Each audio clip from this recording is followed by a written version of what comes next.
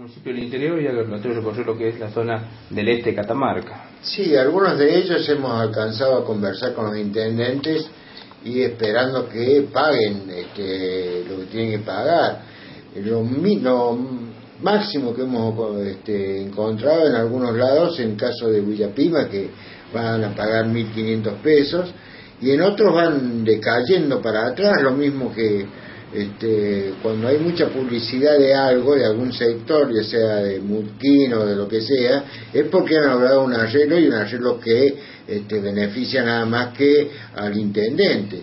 Veamos que las cosas siguen aumentando, ahí donde tienen verdadera necesidad de la gente, no pueden venir con 400, 500 pesos o 600 pesos, es una miseria, y menos pagados en cuotas como hizo Recreo, que no se dirigió a través nuestro, que nosotros seguimos pidiendo 3.000 pesos, y bueno, no sé, tuve que mandar rápido gente al Consejo Deliberante para que no le hicieran aprobar esas cosas al intendente Polti. De todas maneras, quiere decir que las cosas están muy mal. Nosotros decíamos que no puede haber un aumento nada más por año, sino que tiene que haber dos.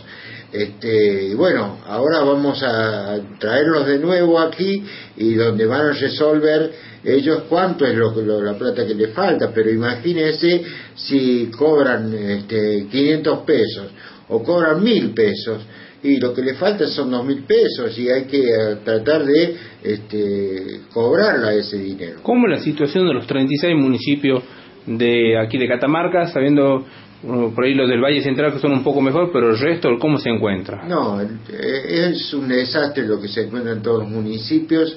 Hay que ver nomás, no sé en qué gastan la plata, sinceramente, porque me daría vergüenza a mí tener un pueblo lo mismo alicaído y sin nada de mejoras para el pueblo, y encima con una planta de personal totalmente empobrecido, que a algunos no le pagan ni la ropa, tienen que andar muy bajo. Yo creo que, fíjese, ¿no?